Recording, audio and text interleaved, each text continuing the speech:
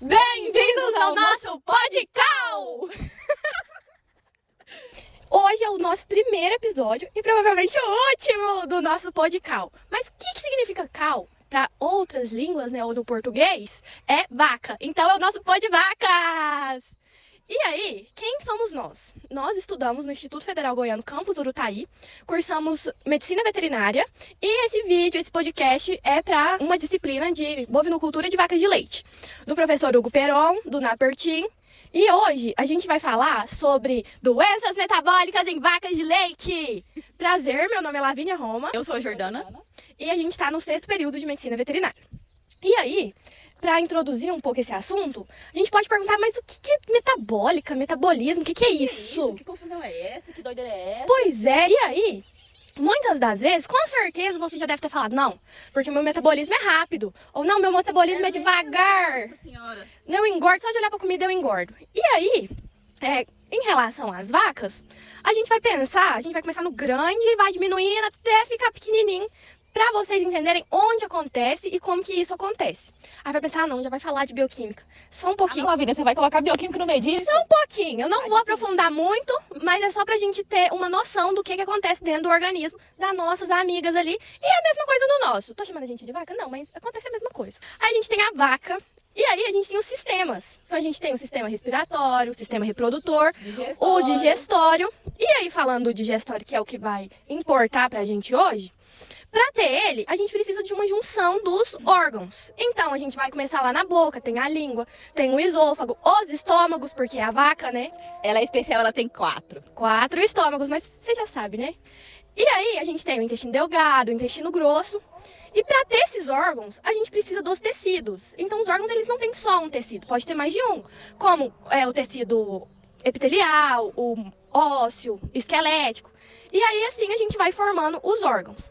E aí, para ter esses tecidos, a gente precisa das células. Mas não é uma célula que vai formar um tecido, 2 células. São milhares, centenas de células para conseguir formar o tecido, que vai formar o órgão, que vai formar o sistema, que assim vai formar o corpo inteiro de uma vaca.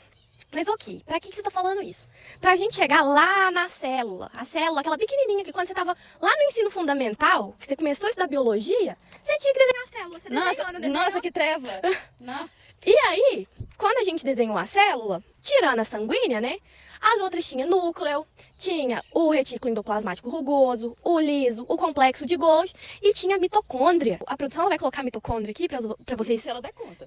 Não, mas ela vai dar conta. É. E aí, quando a gente fala na mitocôndria, lá a gente já sabia que ela produzia energia, né? Sim. Mas parecia uma coisa tão simples, Aí tão descomplicada. Aí chegou a bioquímica e falou, vou te explicar direito. Vou mostrar que lá tem as cristas mitocondriais e que tem não sei o que lá.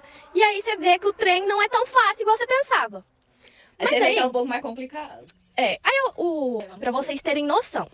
E aí, agora a gente entra na parte um pouquinho mais bioquímica, mas eu não vou me aprofundar tanto, mas é pra ter uma noção. Então a gente, lá na célula, onde tá todas essas coisas que eu falei, a gente tem o citosol, o citoplasma. Na minha cabeça é tipo a gelatina e fica tudo boiando lá dentro da célula. E aí, a produção de energia, ou a chamada ATP, começa a ser produzido lá no citoplasma, na glicólise. Aí, eu não vou entrar em tantos detalhes, mas aí se vocês pesquisarem respiração celular, vai ter tudo lá, mas isso daqui é uma introdução. E aí a gente tá lá no citoplasma, tem a glicólise, então a gente vai começar essa produção de ATP, de energia, a partir de um açúcar. E aí, fez um pouquinho de ATP lá, mas muito baixo, 2 ATP muito baixo. E aí a gente vai pra mitocôndria, que quando a gente começa lá dentro da mitocôndria, o ciclo de Krebs, a bicicleta de Krebs. A gente produz mais um pouquinho de ATP, mas continua baixo, porque aí você gasta um pouco, produz um pouco, tem o desconto. E aí a gente vai para cadeia transportadora de elétrons e fosforilação oxidativa. Que nome é este, mulher?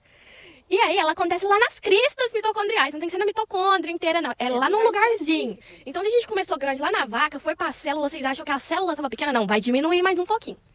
E aí é lá que a gente tem a maior produção de ATP, que no final vai dar em torno de 30, 32 ATP.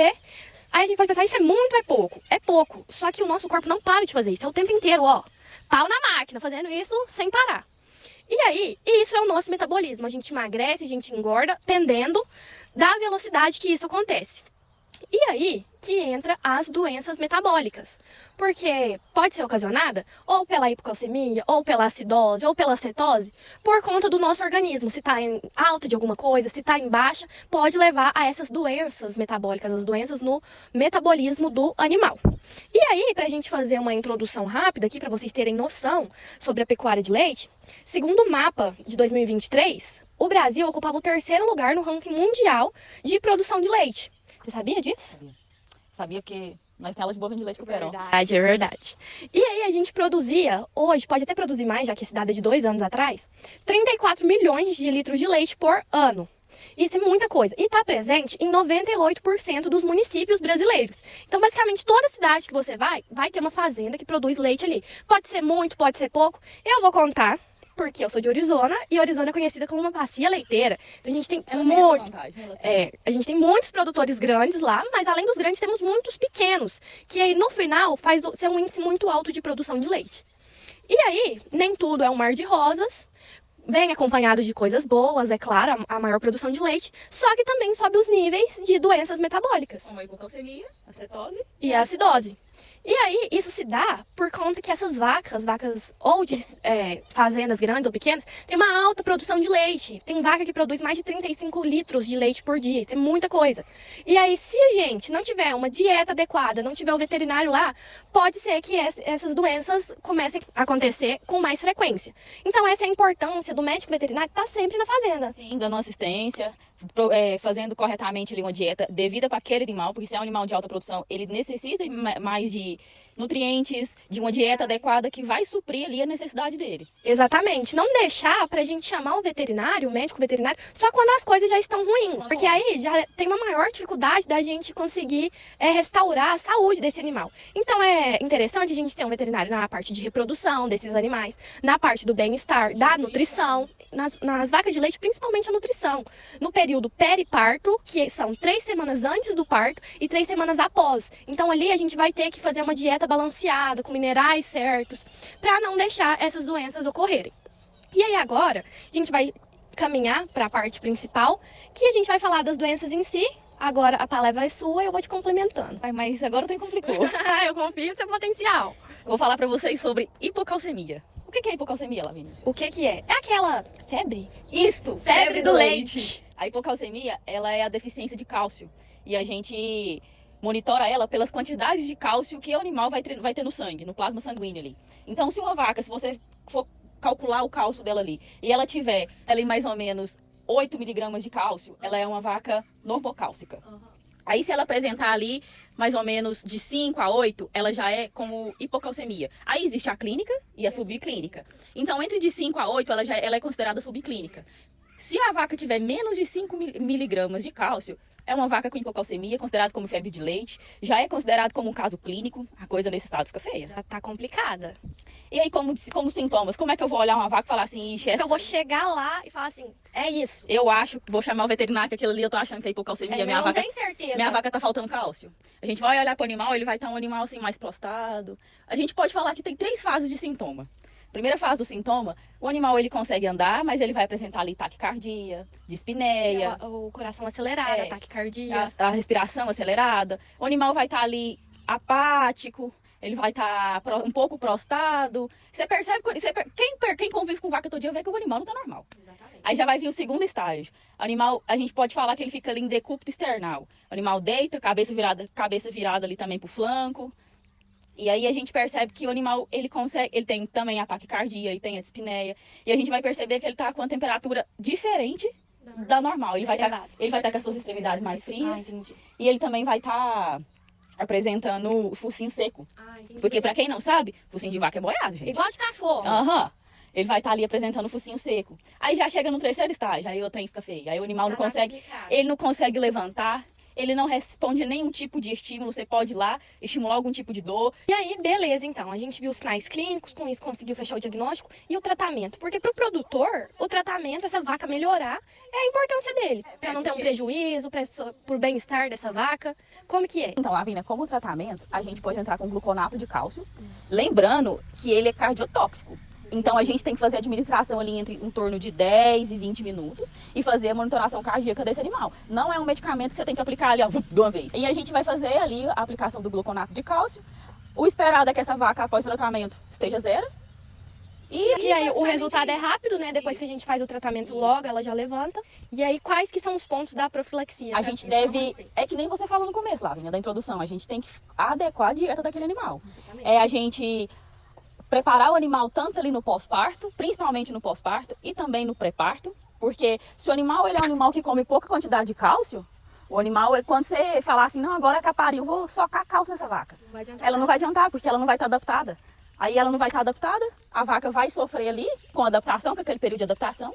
Então, o ideal é a gente cuidar tanto antes e principalmente depois, para suprir ali aquela necessidade daquele animal. Com dietas aniônicas. Dietas aniônicas, com adição de cálcio ali na ração, com minerais na ração, porque o animal não sofre tanto. Exatamente. Porque ali, antes, ali no periparto, né, nas 3 semanas antes, a gente utilizando essa dieta aniônica, a gente vai acostumar o organismo dele, e aí a gente pode baixar as concentrações de cálcio para o organismo dela produzir, para quando ela parir, não faltar esse cálcio, porque aí o organismo dela vai conseguir produzir, não vai faltar e nem ultrapassar o tanto de cálcio, os níveis de cálcio que ela precisa, né? Até mesmo porque ali, ó, o sistema fisiológico do animal demora em torno de 24 a 48 horas para poder ativar os receptores ali, para poder fazer, para poder fazer a como é que fala? O metabolismo. Ingerir ali, absorver. E aí, agora a gente já finalizou uma doença, eu vou entrar na parte da cetose e explicar um pouco sobre, que também é uma doença que atinge vacas com alta produção de leite, como a hipocalcemia, que a Jordana já citou. Também é um distúrbio metabólico, aí a gente pode chamar de doença, de distúrbio, de transtorno, tudo envolve metabolismo. Prejuízo. E aí, ela ocorre quando tem o desequilíbrio entre a absorção de carboidrato e de lipídios. Então o corpo, ele vai começar a produzir muitos corpos cetônicos. Mas o que é esses corpos cetônicos, Lavínia? O que é isso? A bioquímica de novo, a menina, meu Deus. Sabe quando a gente acorda e aí você vai conversar com outra pessoa também que acabou de acordar, a pessoa que você dormiu, ela vem te dar um beijo, você fala, agora não! Não! Você fica... Isso daí são os corpos cetônicos do nosso organismo. Porque faz muito tempo que não come direito, que aí vai ter uma baixa da glicemia e vai aumentar a produção deles nos fluidos corporais. Então, como corpos cetônicos, a gente tem a acetona, o acetato e o beta-hidroxibutirato, ou BHB. Ele é o mais presente no sangue quando a gente vai fazer um exame. E aí, como que é os sinais clínicos de uma vaca que apresenta a cetose? Então, o que ela vai apresentar? Como na hipocalcemia, também tem o estágio subclínico e o estágio clínico. No subclínico, basicamente a gente nunca vai saber que a vaca tá. Por quê? Ela vai se apresentar normal, o exame físico dela é normal. Só que se a gente fizer um hemograma, um bioquímico, que isso já é difícil na fazenda, não é igual eu levar o cachorro lá na clínica, no primeiro atendimento dele a gente já colhe o sangue e já faz esses exames. Isso daí é em todo atendimento. Já no campo, não é sempre assim. Então eu não vou chegar lá na vaca, vou colher o sangue dela e já vou fazer. Se a gente fizesse isso, já ia apresentar um certo nível de aumento dos corpos cetônicos no sangue. Mas aí, geralmente, a gente não sabe na parte subclínica. Já na parte clínica, quando a gente for lá colocar a mão na vaca, os sinais vitais dela vão estar normais, mas aí a gente vai olhar as fezes dela. Geralmente, quando tem a cetose, as fezes estão mais escuras, um verde mais escuro, e estão secas, que não é o comum da fezes, igual essa daqui. Ela tem que cair, ela tem que esparramar. E aí, se tiver em um estágio muito avançado, a gente vai chegar perto da vaca e quando ela expirar, você já vai sentir aquele cheiro dos corpos mesmo. É aquele cheiro forte, aquele cheiro ácido. Isso. Né? Se você chegar perto dela e ela expirar, você já vai sentir esse cheiro. E no leite também é perceptível. Só que para chegar nesse estágio, ela tem que estar muito ruim, mas muito ruim mesmo. E aí, o diagnóstico, ele se dá por esses sinais clínicos e pelos achados nos exames. Geralmente, a hipoglicemia a gente consegue medir na fazenda, né? E ela vai estar abaixo de 35 miligramas. Então, a gente já pode suspeitar dessa cetose. A gente vai colher o sangue da vaca e tem que fazer os exames laboratoriais. Mas esse, como é rápido, a gente consegue trabalhar com ele na fazenda. E aí, o que importa também pro produtor, o tratamento. Sim. E como é que eu vou fazer esse tratamento? Como que eu vou fazer? Eu não posso perder essa vaca, ela é uma das melhores da minha fazenda, você tem que dar um jeito. A primeira coisa que a gente vai fazer é a glicose intravenosa. 500 ml de glicose a 50%. Não tem que ser muito rápido, mas também não devagar demais. E aí, a gente também pode usar o catafós, o B12. Sim. Já ouviu falar, né? Toda fazenda tem isso daí. Toda fazenda, se você chegar na farmacinha lá da fazenda, vai ter o catafós B12. Porque a gente precisa que os níveis de glicose dessa vaca subam, para ela parar de gastar esses lipídios e voltar ao metabolismo, aquele lá que eu expliquei, normalmente dela, a glicólise, o ciclo de Krebs, e parar de gastar essa outra via dela que está fazendo esses ácidos, esses corpos cetônicos subirem. Além dessa vitamina B12, eu posso entrar com aquele tal de propileno glicol? Isso, mulher, eu ia falar disso agora. A gente deve entrar com ele também no tratamento e a gente vai fornecer para o animal de forma oral 250 ml por 5 dias. E aí, mais um ponto que a gente tem que tomar cuidado são com os glicocorticoides, porque eles ajudam, auxiliam também no caso da cetose, só que eles podem causar imunossupressão desse animal. Então, em vez de ajudar, ele pode atrapalhar. Então, a gente tem que tomar cuidado com a dose, com os dias, com quantas aplicações no dia, para não ter esse efeito ruim em cima do animal. Então o melhor mesmo é escutar seu veterinário direitinho. Exatamente. Entender o caso e saber a melhor solução pra gente não perder esse animal, não ter prejuízo. E assim, um dos principais pontos desse animal é ter um bem-estar. Porque não adianta ter uma alta produção de leite se esse animal tá estressado, se ele não tá comendo bem. E assim, quando ele tá desse jeito, ele já não vai ter uma boa produção, né? Já vai cair. Porque se a vaca estiver estressada, ela vai cair a produção de leite dela. E aí é bom a gente tocar nesse tópico que em todas as doenças, como na hipocalcemia, na acidose, que a Jordana vai falar agora, na cetose, um dos principais sinais também é a queda na produção de leite. Sim. É a primeira coisa, é essa vaca diminuir a produção de leite dela. Ainda mais uma vaca que produz muito, então ela vai cair drasticamente. É o que o produtor, a primeira coisa que o produtor olha, essa vaca... A vaca dando leite, o trem tá feio. Exatamente. Outra coisa também que a gente tem que tomar cuidado, porque se o animal ele vai apresentar ali ou hipocalcemia, ou uma cetose, ou uma acidose, ele vai estar predisposto a ter também outras doenças. Então agora, caminhando para o último distúrbio metabólico, a gente vai falar, a Jordana vai falar, sobre a acidose metabólica. O que é isso? O que isso causa no animal? Então, Lavínia, a acidose, a gente pode falar que é um distúrbio do pH ruminal do animal. O pH do animal, do ruminal, ele varia entre 5,5 a 7,4. E aí, tendo um distúrbio desse pH, o animal vai apresentar acidose. Entendi. Mas por que pode acontecer esse distúrbio? Porque o animal, ele geralmente faz ingestão ali, ó, de carboidratos. E carboidratos, na ração, ele é altamente solúvel. Então, o que acontece? Quando o grão é quebrado ou moído, por exemplo, o milho, o trigo, o sorgo, ele geralmente apresenta mais o seu amido. Exatamente. Então, é onde eles... Vai ser menores partículas, isso. Né? O organismo vai ter mais contato. Sim, aí ele vai estar mais presente com a microbiota ruminal do animal. E aí é onde ele pode se tornar tóxico. Tá, mas e aí? O que vai fazer o controle desses ácidos láticos que vão ser produzidos? Geralmente, o que faz o controle desse pH ruminal é o bicarbonato, que também está presente na saliva, como também o ácido carbônico. Eles vão agir como tampão. E aí, eles vão agir em forma de equilíbrio, de balança ali, ó. Quando um aumentar, o outro vai diminuir. E assim, vice-versa. E a acidose, ela se dá pelo aumento do pH. Pelo aumento do pH no rumen do animal. E aí, mas tá...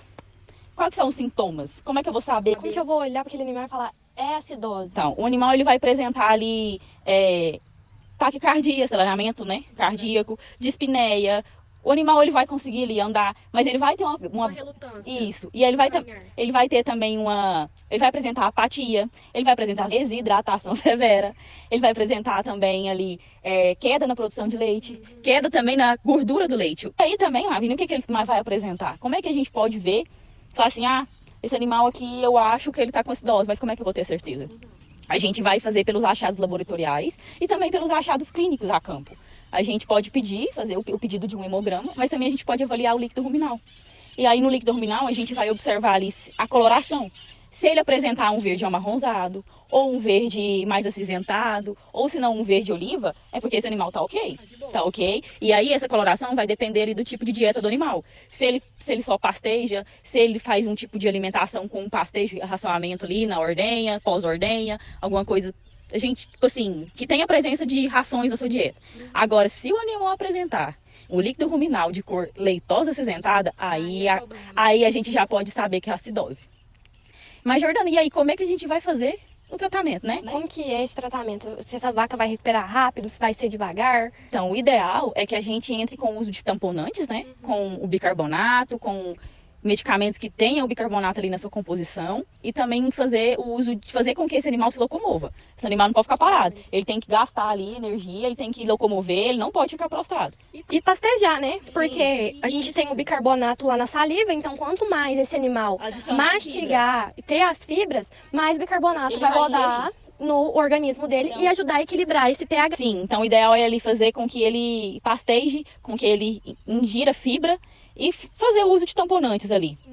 E tá, mas aí, Jordan, como é que eu vou controlar? É a mesma coisa em todos os casos, meu compadre. Você controla a dieta desse animal, porque Prestar atenção nele. na dieta, prestar atenção ali se o animal tá suprindo as suas necessidades energéticas ali, as suas necessidades minerais, porque é aquele negócio, melhor prevenir do que tratar, porque aí o prejuízo vai ser menor. Exatamente.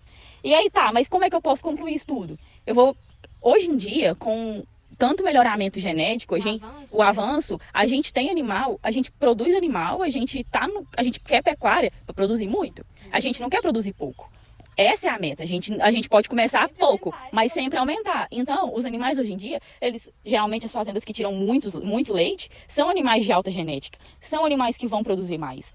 Então, já que esse animal ele produz muito, ele necessita muito. Exatamente. Já que ele tem um alto valor, né? Não tem como você fazer qualquer dietinha ali pra ele. Sim, já que é um animal que produz 35 litros de leite por dia, é um animal que tem que suprir suas necessidades para produzir os 35 litros de leite por dia. Então, o ideal é com que o produtor entre em parceria com o veterinário, entre em acordo para que fazer esse controle. As ideias andem juntas, Sim, né? para poder fazer ali esse controle, para poder fazer o tratamento, se caso necessário, não só na parte nutritiva, mas também na parte reprodutiva. Porque afeta, né? A nutrição, se a vaca não estiver bem nutrida, ela não vai conseguir dar um bezerro por ano. É o que todo mundo quer. Porque a última coisa que uma vaca faz é produzir um bezerro. Primeiro ela vai suprir as suas necessidades. E é aquele negócio, é caminhar junto para poder ter uma pecuária funcionando, para ter uma pecuária produtiva. Então, é caminhar junto para fazer tanto controle nutritivo, reprodutivo, fazer profilaxia, fazer tudo para que esse animal tenha um bem-estar, para que ele tenha uma boa produção e que ele traga lucro para o seu produtor. Exatamente, concordo com tudo que você disse. E o que a gente tinha para conversar hoje, né? No Podcal. No Podcal, o nosso primeiro e último episódio.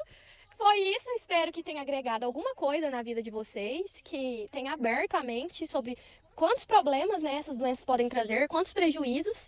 E se vocês tiverem alguma dúvida, fale com o nosso professor Hugo Ferol. Ele é especialista em nutrição animal, então qualquer dúvida que vocês tiverem, podem entrar em contato. Um beijo. Responde. E tchau, galera.